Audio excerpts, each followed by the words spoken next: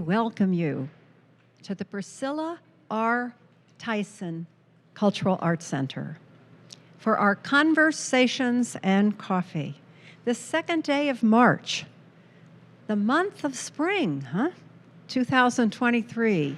Yay, are we ready for spring? I'm Ellen O'Shaughnessy, coordinator of the program. We're delighted to have with us Carmen Ostermann, our main gallery artist whose exquisite exhibit surrounds us. So many coming in today. Oh, isn't this wonderful? And it's entitled, I Am One of Those Animals, Our Interconnectedness with Nature. Magnifique.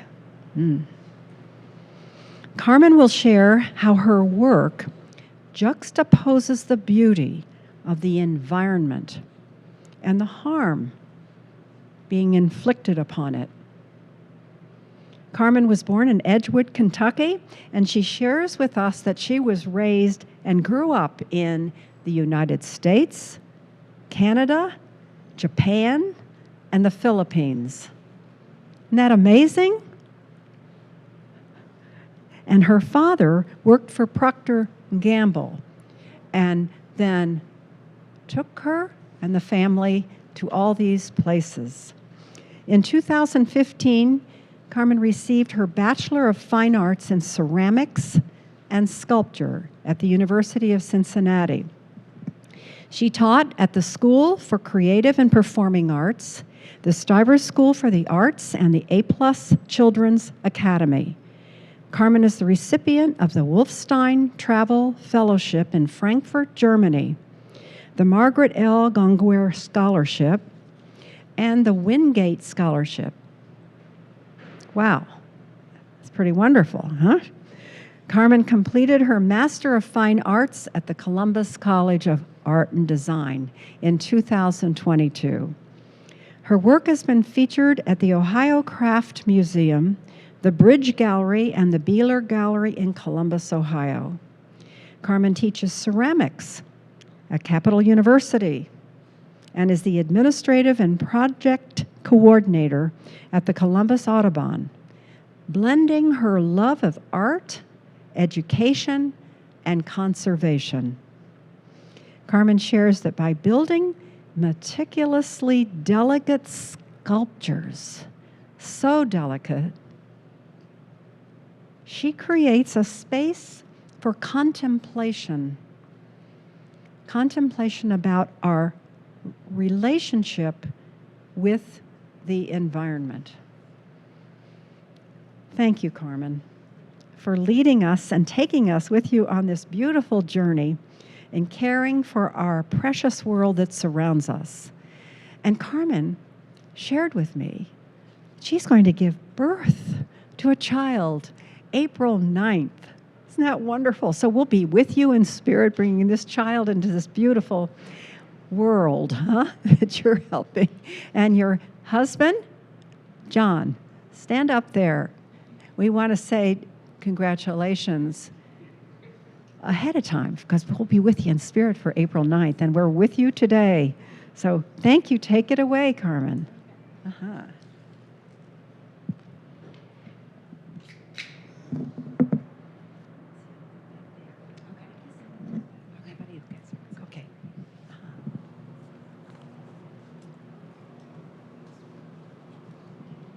Thank you all so much for coming today. I appreciate it, and I'm excited to have this conversation and discuss the exhibition. So I'll be going through these slides, and feel free to ask questions, and we can just have a conversation here.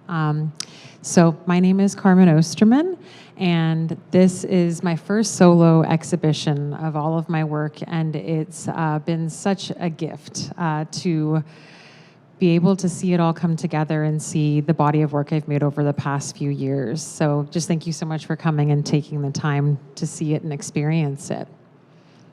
I'm going to discuss a little bit the journey of getting here, and what led to this work. So Okay, so as Ellen touched on, my biggest influence that started all this work was my upbringing. So being so transient and seeing so many different landscapes really impacted how I understood the earth and understood nature and the environment and also humans. So one thing I noticed was just with all these varied landscapes, there's the natural world, but there's also the world that we have resided in, where we take over and where we change the surface of the planet and the topography of the planet. And that really impacted me. And I'll show you here some earlier work. So this is one of my earlier pieces before this body. And in this piece, I've taken this wood cookie, this slice from a tree, and I have poured onto this natural object, a man-made element, which is aluminum. And when you pour hot aluminum onto wood, it catches on fire, and it creates this incredible reaction, this like big moment of destruction. And with the wood being older, it seeps through all the cracks, and it penetrates it. And it just, for me, really relates to how we are on the surface of this planet and how we're impacting it. And I also was super interested in architecture at the time, so I made all these little aluminum and bronze houses that sat on that surface, but really thinking about how we're penetrating and affecting the earth and the planet. And then also thinking about that surface and beginning to really touch on destruction. This is a similar process. On the left is a piece of wood. It's from an old floorboard from a barn. And then on the right is aluminum that I poured onto it. And then after it catches on fire and it cools down, it hardens. It goes from the liquid to the solid. And it creates this beautiful patina. And that's the surface that you can see there. And I began just thinking about how there is beauty in destruction and there's new creation and new life that comes from that. And once again, really working with these man-made versus natural objects. And I also was thinking a lot about how we relate to and understand nature, specifically through science. So I was in an antique shop and I found all these little boxes, and they were all empty, but they had Latin names on them. So I was like, oh, I need to know what this is. So I went to the library, and a librarian and myself went through, and we figured out that they were all names of mollusks with the area that they were from. But somebody had obviously had a collection, and then they dropped off the boxes, but the mollusks were gone. So I was just thinking about how, in order for us to understand things, a lot of times we collect and contain it, and it's just really fascinating to me how we do that and how that can be destructive in itself. But I ended up recreating each of the mollusks and looking them up and finding which species they were, and these are all those ceramic forms. And then, of course, eventually I got to birds, which you'll see is the main subject of this show. This was the first bird I made, and I was just interested in the form and the representation. They're just such a beautiful element of nature that we get to see, and they reside in the sky, which is this less accessible space for us, which I think is beautiful considering how much we affect the surface of the planet. So this was kind of just the start of that. And then this was another one I made during that time. And I just wanted to touch on some influences. So while dabbling in this, I was beginning to think about how we understand the world through science. And this is a photo of Roxy Laybourne. She is one of the people who helps with the ornithology collection at the Smithsonian, and it's, as you can see, astounding. It's incredible how many specimens they have, and just seeing the colors and the forms, but it's also dark, right? There's this element of this collection and us understanding and having these things, but some of these species are extinct, right? And kind of trying to dabble and think about this beauty and destruction all simultaneously. So I was really getting influenced by taxidermy and thinking about collection. And I always have to have a shout out to Robin Wall-Kammerer. This is her book, Braiding Sweetgrass. If you haven't been able to, definitely check it out. But her work talks about the scientific element inside, but she's also an indigenous person from the Potawatomi Nation. So she talks about her spiritual and indigenous connection to nature as well. And I just think these ties into how we understand nature are fascinating, and I think you'll see that throughout the work. And you'll notice some influence from some illustration work as well. I have a few scientific illustrators. Genevieve Jones on the left made a book that's about all the nests in Ohio, and it's from the 1800s, her illustrations, and they're just astounding. But really looking at somebody who really took the time to understand and illustrate and appreciate that. And then with Maria Marion on the right, they were one of the first scientific illustrators who not only made the beautiful ornate depictions of things from nature, but showed the bugs that were eating the plants and started thinking more so about ecology and how things impact one another, which hugely influences my work as well, because we obviously have an impact and we're all part of the circle. So thinking about recent work, I'm going to show you some process things. I know there's artists in the audience, and I know that I think it's interesting, so hopefully it'll be interesting to you as well. But kind of like a scientist, I really love diving in and understanding things. So I will take my time to look at photos, watch videos, make the drawings and illustrations of the subject I'm studying, and then go into the sculptural element. So it's kind of these stages of the illustration to the clay. And you can see some of those here. And this was the beginning.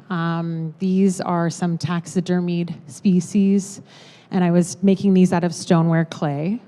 And this was kind of a kickoff for this body of work, even though it's not in this show, but thinking about that scientific relationship. But they felt very stagnant, and I had to keep going. So that was kind of the spark.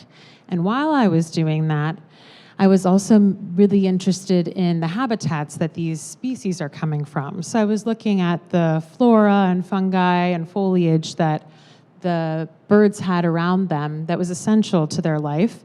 And I was making these little abstract kind of petri dish nodes and pieces. And you'll notice if you've seen the show that eventually those two do come together. So in the beginning, they were separate. And kind of like the illustration with the bird, I was making embroidery with the foliage and fungi. So I like doing lots of iterations of things, kind of like a scientist, lots of experiments and trying to figure out how to understand things. And what I found while making these is I ended up thinking a lot about ecological succession, which you'll see throughout the work. And ecological succession is the change that happens in an environment over time. And a lot of times a way you can think of that is like destruction. So if there's a forest fire and the forest fire happens and the trees come down, but what small foliage or what things are coming up? What are the microscopic things that's come up after that? So for me, there's this tension of there's beauty to the destruction, there's this relationship, and those nodes really represent that conversation for me. And going back into experiments, you'll notice on the back wall with the stoneware pieces, I was trying to figure out how to display the work. So here are some images of epoxy experiments. Here's an image of one of the pieces being poured, and it has an epoxy base in the bottom, and then an actual piece itself. So this is a house sparrow, and just the edge of its wing is sitting in that epoxy, and there's this tension with it. I think our relationship with nature and the environment is very fragile. So I like to push and figure out and find ways with my work to create tension and show that fragility. And this is kind of one of the ways I was approaching it in the beginning. And simultaneously, during that time, I started playing with the glass dome and glass cloche. For me, that really represented containment, and it's one of the ways that we study things and collect things in scientific practices. So I thought it was a great visual representation to show that containment and trying to understand, but there's also a tension there and a lack of freedom. So started playing with the glass. And here are some images of some ink illustrations. There are a series of them in the back of the show as well, you can see.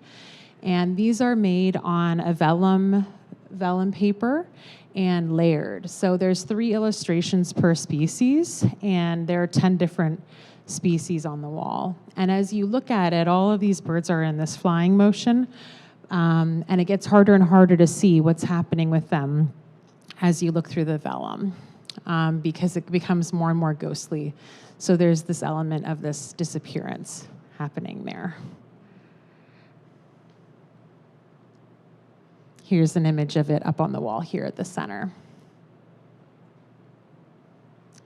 And you may have also seen some of my embroidery work. So thinking about the nodes, the ecological succession, and the habitats that the birds are coming from, I started looking at those on like a macro level, what they would look like through a microscope, and started embroidering them and making them on these circular hoops. And this is an image of the installation here at the exhibit. And I just find that the circular nature of them and the abstractness, for me, it makes me think about like a petri dish almost, and studying kind of these plants and this foliage.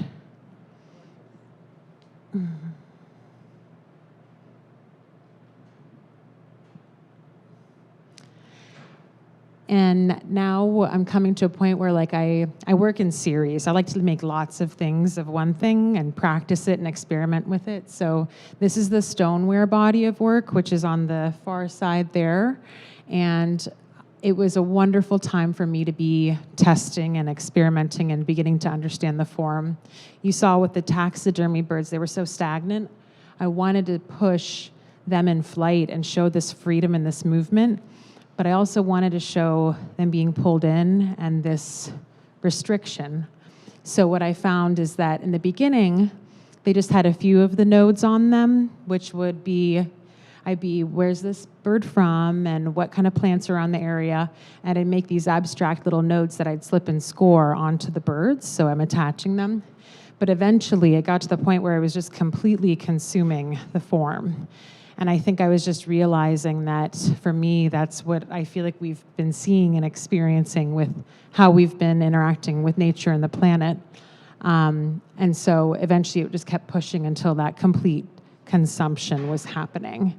And you can see that a bit here with the blue throat. It gets to a point where all of a sudden the mass is becoming more than the bird itself. So you can see the face and you can see the wing, but then all this coral-like, fungi-like form is just taking over. And that parallels to me for the destruction that's necessary in nature and that's beautiful, but there's also some sadness to it, I think, too, with our presence and figuring out how to create that balance. So here's an image of that back wall with the stoneware pieces and that sort of progression.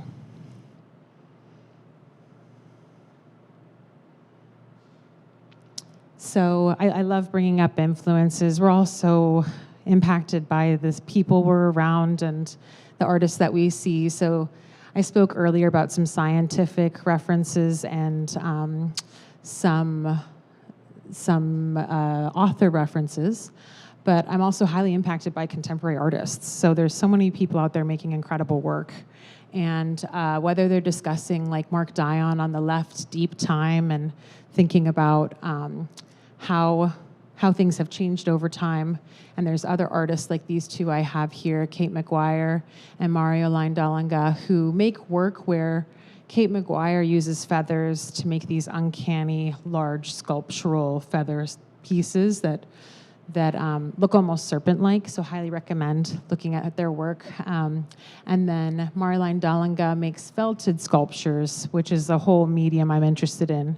And I'll start touching on combining the fiber and the clay and how that's really interesting to me. But highly recommend looking at these artists.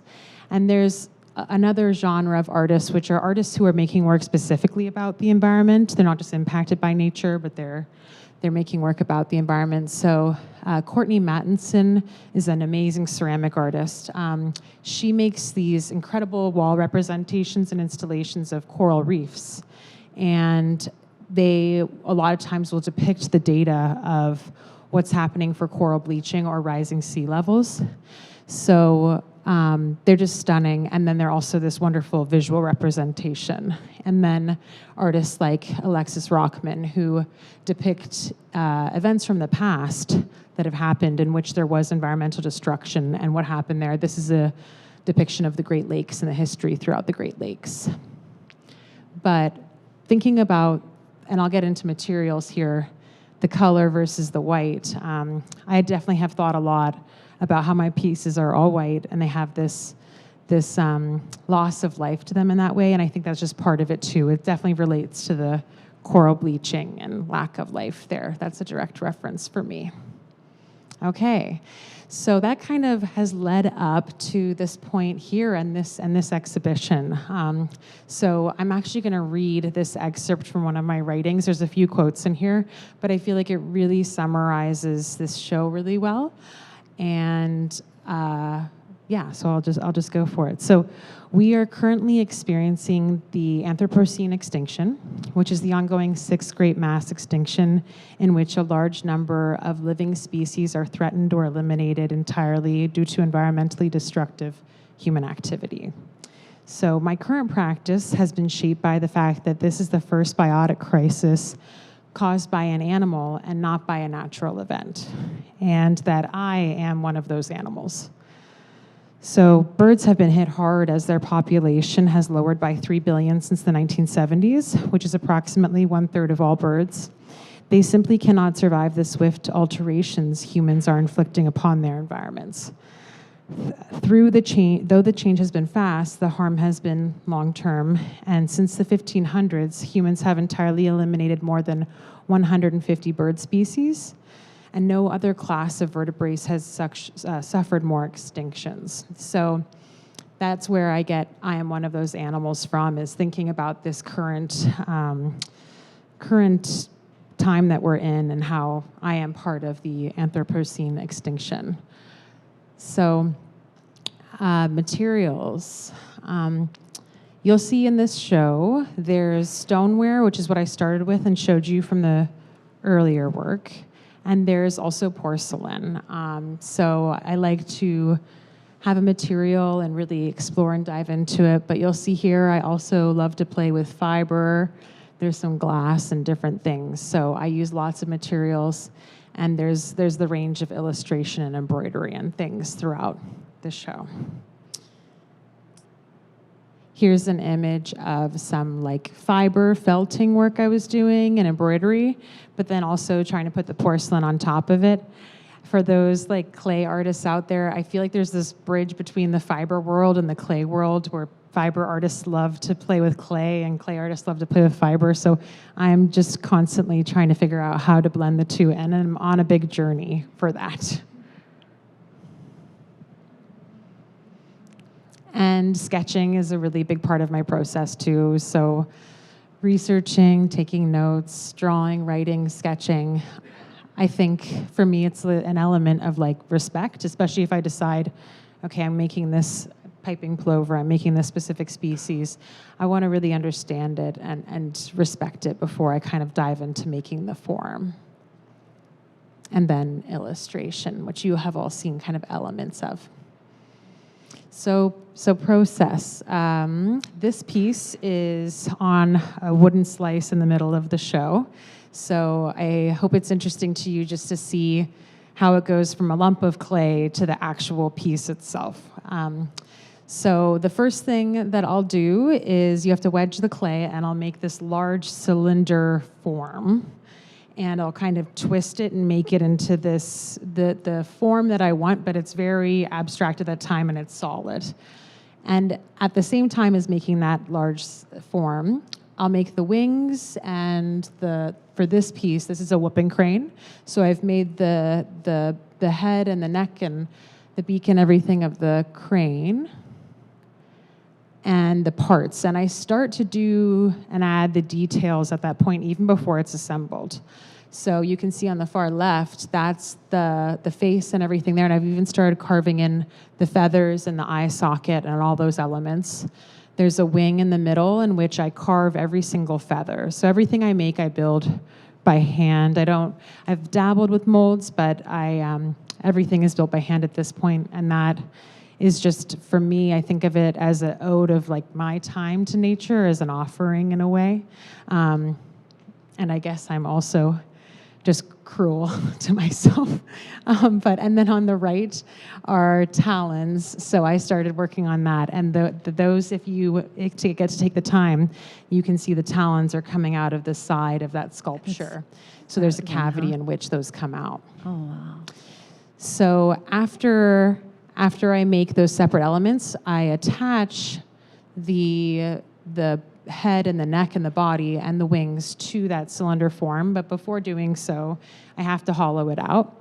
When you fire things in clay, they have to be hollow, otherwise they'll crack and explode. So I'll hollow out the cylinder form, and then I have to slice the bird into multiple pieces to get each piece hollowed out and connect it back together. And then it's a matter of, when you're doing all of that, things are getting bumped and smudged. So it's just a matter of constantly going back and cleaning up. Let's take a contemplative moment Yes. with that beautiful work. Yes. Oh, Yes. yeah, please. Well, Yeah. you walk over to it? Oh, yeah, let's do it. Uh-huh. It's exquisite. Thank you. And then if anyone has any reflections or questions, Yeah. we invite you. So, Oh, yeah, this is the piece. So- gorgeous. and the head is on this side, but yeah, this is the piece. And as you describe yourself, a meticulous one. You are willing to be meticulous for the Yes. sake of being a contemplation person. Huh? Yeah. What a beautiful process. Yeah. And we experience that in that work. It's gorgeous. Question, here, let me give you. I have a question that's overriding. I have a question that's overriding. I've come in and I looked at your work lots of times since it's been up, and I love it. But I'm looking at how you do it, and I make things in clay, or try to, and so you have your sketches. Do you go through a period where you're sketching, and then when you sit down and you start your piece? I mean, do you just get started making little balls and putting them on, and you got your little pieces there, and then all of a sudden the action that you're doing takes over the sketch? And talk to me about that. Yeah, I would say I like to have a sketch of, and there's like a sketch of this general form, including kind of the whole thing together. So I knew I wanted the neck and the form on the bottom, and I wanted a wing coming up at the top, and some cavities throughout. And I have, like you said, I have this big sketching process in the beginning, and then once I start the form, as you know with clay is really difficult to work with for drying and making sure that it's not cracking in that whole process. So I shift completely from illustration just to clay until I finish the piece. And I'll assemble all of these pieces, and the nodes I don't get to till the very end. So I'll do the cylinder form, I'll have the bird elements that I'll go on, and I'll start doing the sculptural, like carving out all the different feathers and different things. And it's not till the end that I put all those nodes on, because the nodes, as you would know, they dry out quickly because they're just little pieces. So once they're attached to the form, they won't dry out too quick because they have the moisture from the clay body in the center. But if they're just sitting on the table, they'll be drying out within an hour. So that's definitely like at the very end, that process and that part. Does that make sense? Yeah. Carmen, you used color here. Yes. Tell us about this. Yes. So with this piece, this actually kind of gets at the idea of the wanting to combine fiber and clay. This was the first piece where I wanted to bring in an element of color. And something you'll notice with this sleeping swan is that there are no nodes or anything on this piece. I just wanted to represent the form and the beauty of it, but also create tension. So I knew I wanted it on this circular dial. Circles are my favorite shape, and I feel like they represent so many things, the circle of life and so many beautiful things. But I also wanted to create tension. So the way that I did that was I took these threads and I wove them through, I made holes throughout the swan on the base. And I wove them through those holes to create this tension and have them holding it up. And they're each individual like sewing threads. So I wanted it to be very delicate, but it's like everything else with my work, it's just extremely time consuming. But I think in a way it creates this really beautiful kind of elegance and shimmer that I couldn't have gotten if I was using yarn, for example, or something like that. So I'm on this constant journey of figuring out how to blend fiber and clay. So if anybody has any ideas, please come chat with me. So yeah. Anybody else there? I saw you go, you know how to, no? Work with fiber, huh? No, I don't. I'm not You just like the thought of it, huh? Yeah. Anything else? What's it like, John? Huh? Watching this meticulous process as Carmen describes it. Hmm?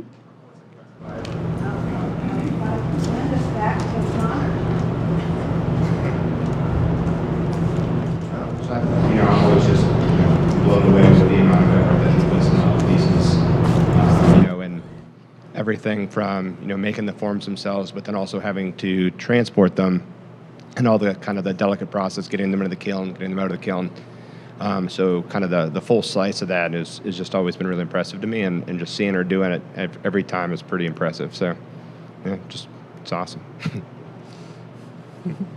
Support, she's doing it, huh? With what is behind you, people will go Yes. up and look at individual pieces Yes. and say, wow, everyone is different. Yeah. Tell us about it. Absolutely. I always wonder how people interpret this piece. So for me, this piece, they are each representations, abstracted representations of nests. So I think of them as little nests, and you'll see there's a metal rod here, and on top of that metal rod is a nest with a hummingbird. So they're very tiny. The hummingbird nests are actually even smaller. Why don't you show that to us? Yeah, so yeah, everybody that's sees right that. here. So it's kind of hard to see. Sometimes I wonder if people even see this piece in the exhibition because it's so small. But if you get to take the time and walk up to it, because it's just tiny. This is the glow-throated hummingbird. This piece and the ones in the middle are all endangered species. And this bird is with this nest, and it's connected here. And something you'll notice is that all of the nests are empty. There's no eggs in any of them. And that, for me, is a representation of habitat loss and that sort of thing. Like the nest is a representation of home. And without the void of life there, I think about how for so many species, the number one issue is habitat loss. So this was definitely a theme for me, and what I was thinking of was how the animals are losing home, right, in this species in particular. And if you get the chance, I've actually done this piece with the community before. So this is my only work where when I make this, I'm not hand sculpting these nests. Anybody here could do it, and I've done it with a community project where you can make a pinch pot, for anyone who's familiar with clay, and then I actually just take foliage from my area, so different plants and branches and different things, and I press it into the pinch pot. So imagine a teeny little cup, and then I press all the plants into it, and then I dip it in a liquid slip. And that's a liquid clay, and it encapsulates and covers the whole thing. And after I do that, I have to do it a few times, but it creates enough of a layer that when I put it in the kiln, the leaf or the little branch or whatever's in there will burn out, and it'll be hollow on the inside. And then it just leaves all the little branches. And like you said, they're all different in that way. So there's There's a couple hundred here, but I've made, there's more than just in this exhibition. So I think of it as a timeline. I like to put it at a height where you can kind of visually engage with it. Most pieces, you look at them in a museum and you look at it for a few seconds and then you move on, right? And I'm like, okay, how can I get the audience to kind of walk along with this piece? Oh, you have done that to us. Oh, thank you. So, yeah, I think of it as this timeline. So you get to walk along with this timeline and thinking about habitat and loss of habitat and that sort of thing. So, yeah. So those two are connected. It's exciting to think that you are going to share this with the little one that will be born unto you, huh? Yes, it is. Yeah. Oh, yes. I actually feel like it's going to be. It's definitely going to be impacting my work tremendously. But I feel like I'm ready to. Funny enough, as cheesy as this is, I'm ready to move into an egg stage.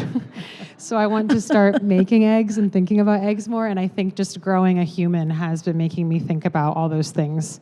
But so many women artists that I talk to and who have had children and those sorts of things, it's highly going to impact my practice, and I'm very excited to see how, and a little bit nervous too. So yeah, it'll be good. Well, you're truly one with Mother Nature, huh? Yes, did you have a question? Since you mentioned eggs, I immediately thought of the Ukrainian tradition of wax drawing. Mm-hmm. I feel like that speaks to your meticulousness. Maybe that would be a fun activity. Yeah, no, I appreciate that. I've seen those before, but I don't know much about the process or history of them. So I feel like I'll definitely want to dive in and look at those. There was a Ukrainian egg wax person at the Ohio Arts Festival that I met last summer. Very cool. I don't know if she'll be back, but I do have some of her eggs. Cool. But if you're at the Ohio, the arts thing where they have the booths and stuff, Yeah. look for her. I can see if I can find her card too.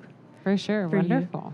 But yeah, she could probably advise you of the way that The process. Yeah, and there's a specific tool called a batik tool, which has a little a tip that the wax drips out of, and you kind of hold it like this. Cool. But yeah. Wonderful. Okay. Good. I know you said you're interested in eggs, but do you have any? What's your next endangered animal, or is there another one that you're kind of interested? I know you've done a lot of birds, but Yeah, that's a great question. So in the beginning, I was just selecting species at random, sort of thing, because I was just thinking about birds, right? And then this series, the porcelain series in the middle, are the endangered ones. I've done one species that's over here that's extinct, and I'm honestly not quite sure what's next. And that's something I contemplate. I'm like, how on earth do I choose the next species? And I think I do want to focus on the endangered species. And one of the ways I'm navigating that is I've started meeting with an ecologist who has just a great breadth of knowledge, who I'm hoping can help me with that process. So I'm really interested in collaborating with this art and science world, right? And conservation, right, is the ultimate goal. So I'm meeting with them and we're talking about how do we pick a species and go from there. So I don't have a specific one yet, but I've been thinking about that, and I feel like having that conversation and working with somebody who's super specialized is going to be really important to me, because I love learning about these things, but I am not an ecologist or a scientist. I'm an artist, right, and an educator. So I think having that collaboration and making that bridge could really create some interesting conversations and not only have this impact through artwork, but hopefully have an impact through gaining of knowledge and learning. So, yeah. thank you. Yeah.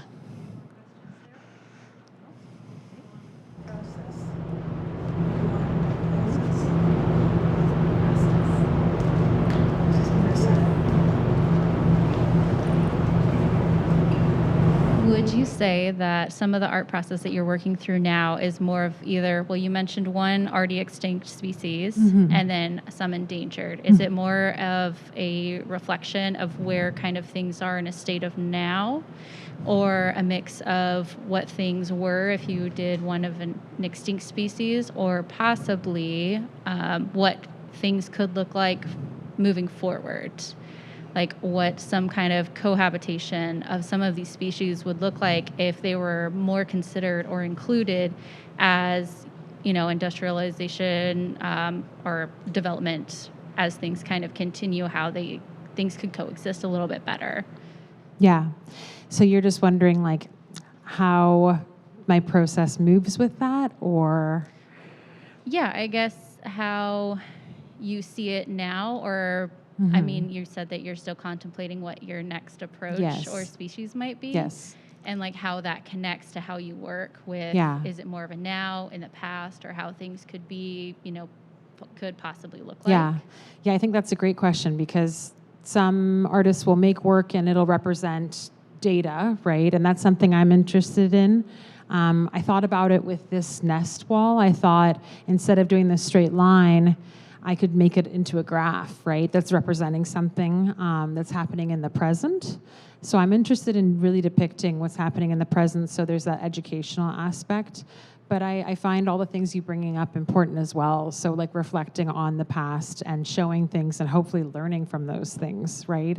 Like with the one extinct species I've done, that piece is the only piece I have that has a name. Her name's Martha, because she is a passenger pigeon, and the last passenger pigeon that was recorded in history was named Martha. She actually died at the Cincinnati Zoo.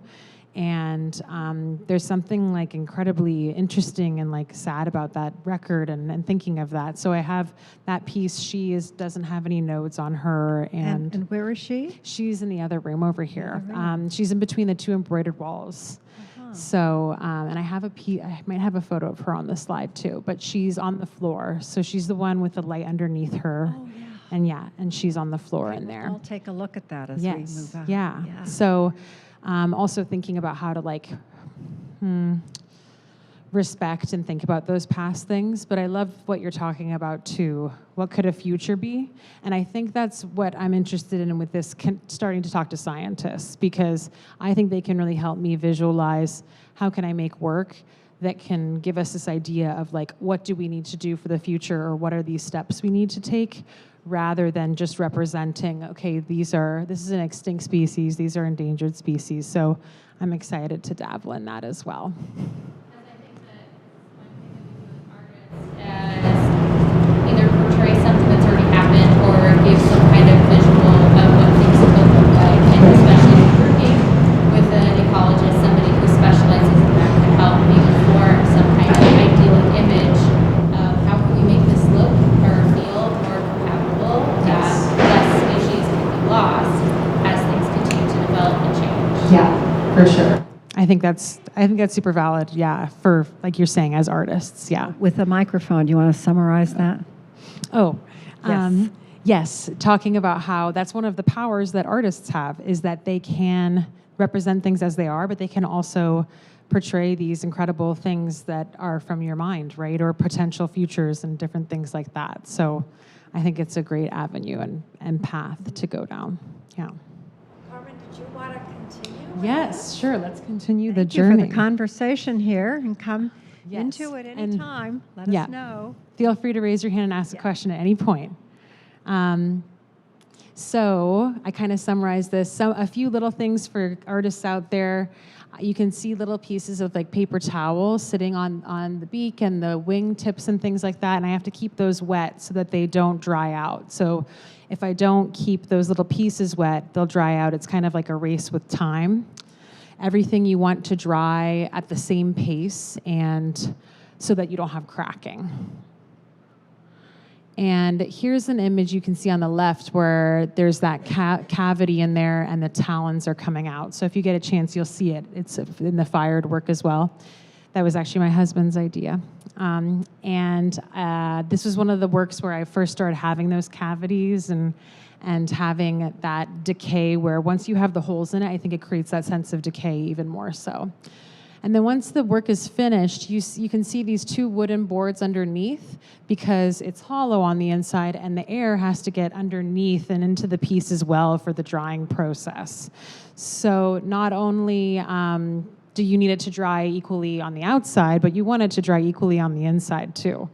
And then it's not the sort of thing where you can just leave it. I have to cover it with plastic like periodically and just let it be a really slow drying process, because even if you make it perfectly and it's in great condition, if it goes from too wet to too dry, it'll crack. So this is just a imagery of plastic surrounding it and slowly taking it apart. And then there's the horrifying process of loading it into the kiln, which I know all ceramic artists can relate to, especially if it's a larger piece like this.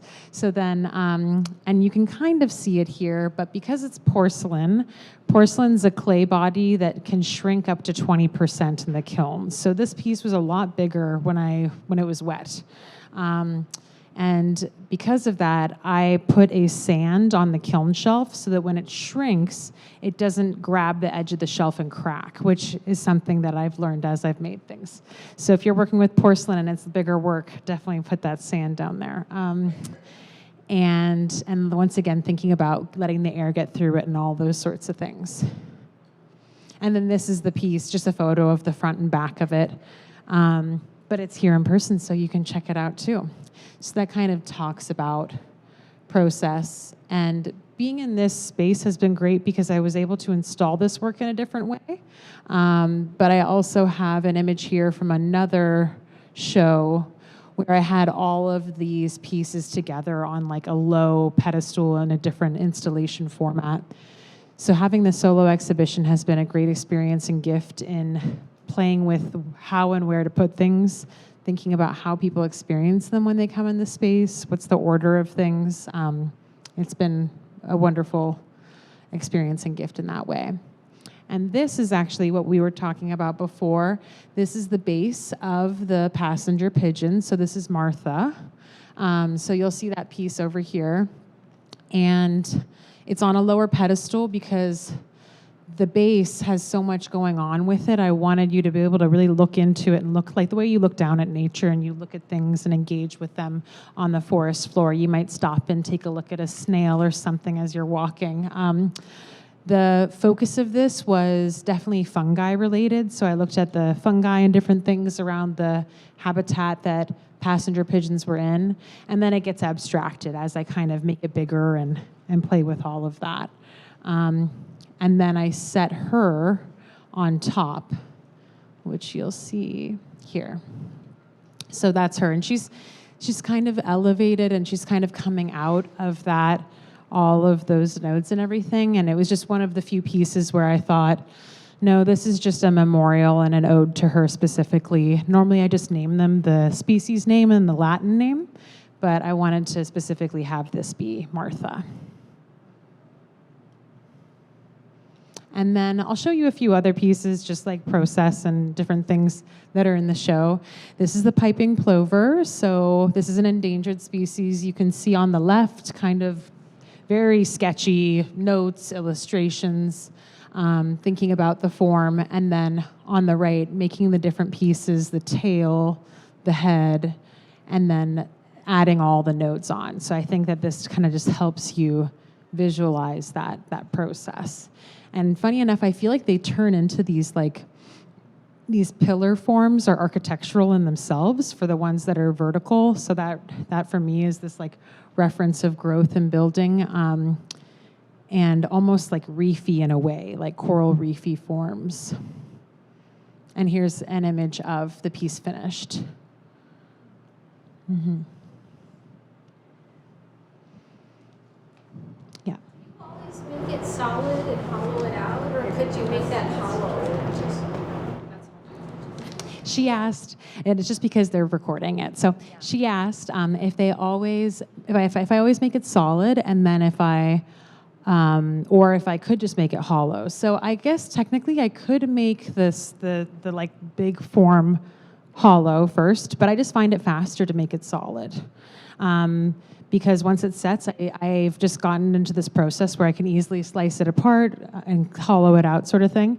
Whereas if I'm working with wet clay and I have like a 1/4 of an inch and I'm trying to put it together, it would just be flopping over and falling on me, if that makes sense. So that's kind of one of the reasons I do it, is a structural integrity thing.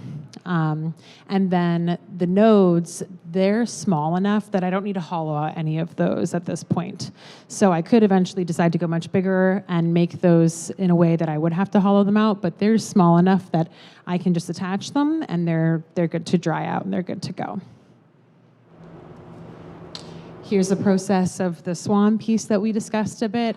Thinking about this like binding idea, knowing I wanted it on a board with color, and to have a color that would just kind of create this like the way that the sleeping swan makes me feel, because it's just such an incredible form. When I first saw an image of a sleeping swan, I couldn't even figure out what it was at first, which I think is always magic when you're like looking at something and you're not sure what it is, and then you figure out what it is and you're like, oh my gosh, that's what that is. This is an image of this, and I had to make that solid and way too ambitious. This is one of the first porcelain pieces I made, but it was a good experience and learning experience. So here is a close-up of that, and you can get close up here and kind of see each of those individual threads that bind it to the outer edge.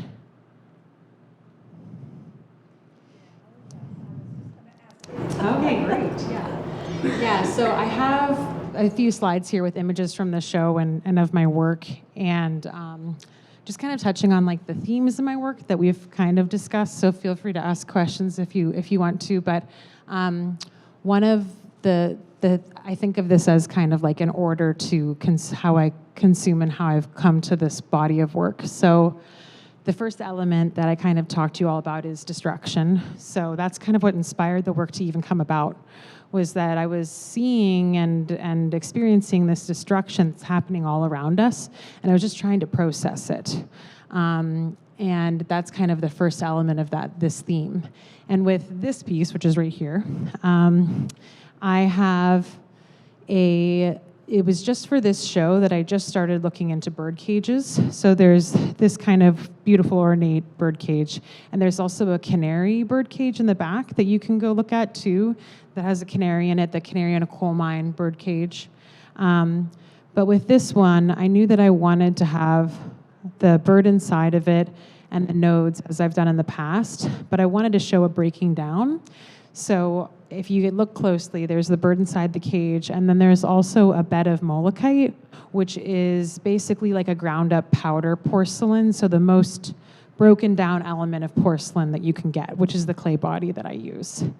So I really wanted to show this progression of the broken down all the way up to this form, and then the nodes in between, and they're nested throughout in that bed of the porcelain that looks like a sand. It's like a white powder sand. And then underneath of it is this wooden cookie slice. And I have the sawdust on there because this is such a natural element, but feels very human to me because it was taken from nature. So it was clearly cut with a chainsaw, and it was clearly extracted. So kind of showing forms in their like basic broken down manner, but then also building up from there. And as we've seen with the glass domes and different things, I'm just in this space where I'm interested in exploring containment. So how we contain things, how we collect things, and I think the bird cage is a really good representation of that. So this is some newer work. So yeah, Is that a true trunk of a tree? Yes. So tell us how you got it in yes, here. that's a great question. I did not move that. Luckily, I'm really lucky. This is actually a great time to bring up. I had an amazing crew who helped with this process. I like thinking about how this is called a solo exhibition, and it's my first one, but it didn't feel like that at all when I finished the show and it was finally installed. I just felt like, oh my gosh, I am so lucky. I have such a support group who made this even possible. So I just had some friends and family who were able to help bring that in, and move it in here. And just the whole process of installing an exhibition was very humbling, because it's just deciding where things are going to go and how you want the audience to experience it and everything like that. It was a really good experience. So definitely had a team moving that one. Yeah. Yeah. To get the sawdust in the right place as well. So yeah, I also had a friend who helped me and like created different forms of sawdust, and I just think it's beautiful too, right? So I was like, let's try different things, and we had different shredded elements of the dust, and I think it's just, yeah, it was just a great visual representation of that, yeah, that extraction. So yeah.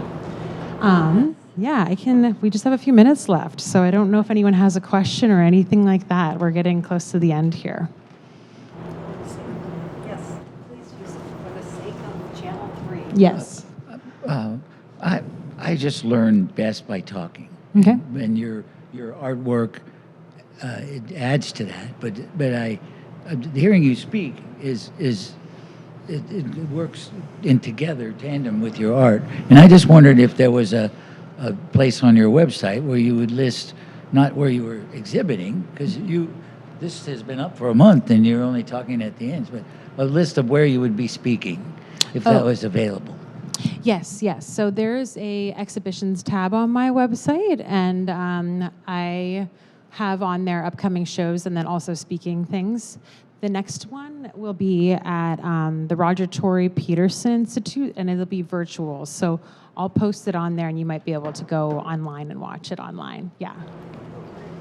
And you're teaching at Capital University in ceramics? Yes. Oh, and we have a question in the back. Here. Have you ever considered teaching a class here? Oh, at the Culture Arts Center. They asked if I have ever considered teaching a class at the Culture Arts Center. Yeah, I think that's a fabulous idea. I'm curious. I really love teaching, and I actually taught K through 12 for a long time. Now I'm teaching university level, and I'm very interested in workshops. And I feel like I don't know if the audience is there. Okay, that's great. Yeah, good. Yeah, exactly. Yeah. So I'm curious if the audience, great. If the audience is there, wonderful. That's great. But in which it would be about this process and different things, and then also just the theme and elements of nature. But yeah, I appreciate that question. I think that would be a great next pathway for my educational interests, is to teach workshops, and the Culture Arts Center could be good for that. It's happening already. Oh yes. These pieces, I've viewed them before. They're very intricate, very detailed. Can you give like an average time to completion of some of these pieces? Yes, yeah. They asked about average time, since they're so intricate and detailed. So I'd say, like the pillars, for example, like the one I showed you the process of, the whooping crane, I think that was probably around 100 hours. So it's definitely like a work of love. Yeah. Yeah. That you share with us. Yes. We are grateful for your work of love. Yes. One with Mother Nature. Oh, okay. And this has been beautiful. Thank you so much for having me. I Thank really you. appreciate it, Ellen. Yes. Thank you. Thank you, everyone.